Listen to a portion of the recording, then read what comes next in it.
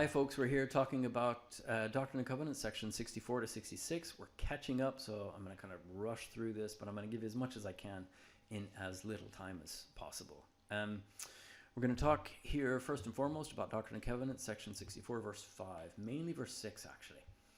There are those who have sought occasion against him, Joseph Smith, without cause.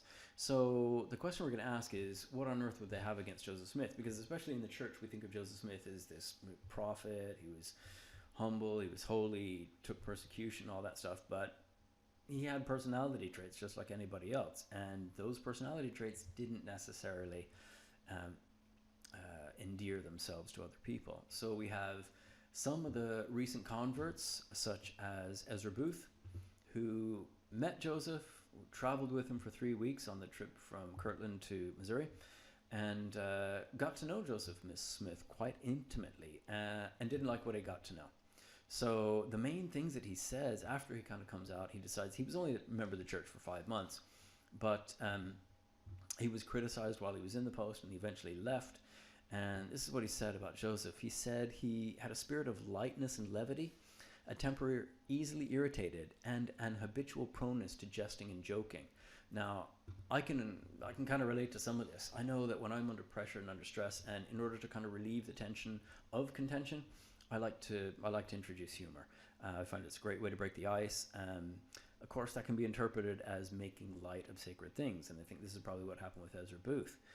Maybe Joseph just liked to, have fun and just create lightness in order to overcome some of the problems. But another thing that he said as well is that he was easily irritated.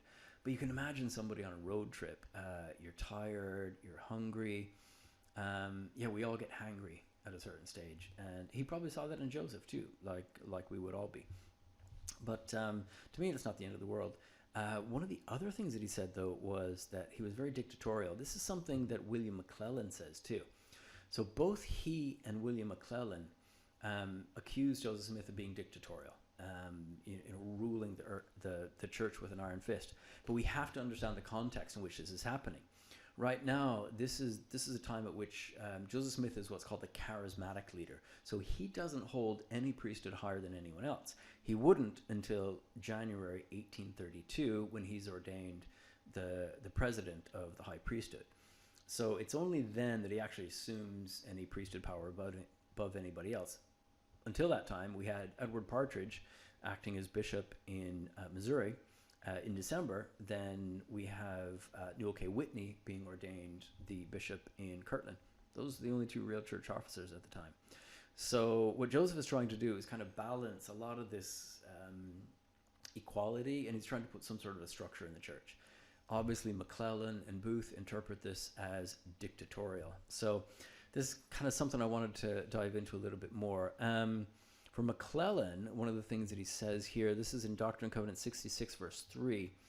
He says, "Verily I say unto you, my servant William, that you are clean, but not all. Repent, therefore, of those things which are not pleasing in my sight, saith the Lord, for the Lord will show them unto you." So William McLellin has a long and sordid history with the church. Ezra Booth didn't. He was only in the church for about 5 months, didn't like Joseph Smith, and then left. William McLellin had a lot longer duration. Now, he took his chastisement most of the time, but then when the Kirtland Bank failed, he really felt no confidence in the church leadership, and he would actively persecute them. Now, Ezra Booth wrote a couple of articles in the Ohio Star, but William McLellin actually joined the Missouri mobs against Joseph Smith. As a matter of fact, my favorite story about William McLellin is when he found out that Joseph was in Richmond jail.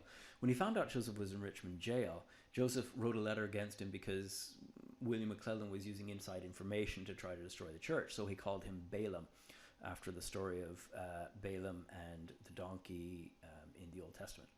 And when he heard this, William McLellin challenged Joseph Smith to a fist fight.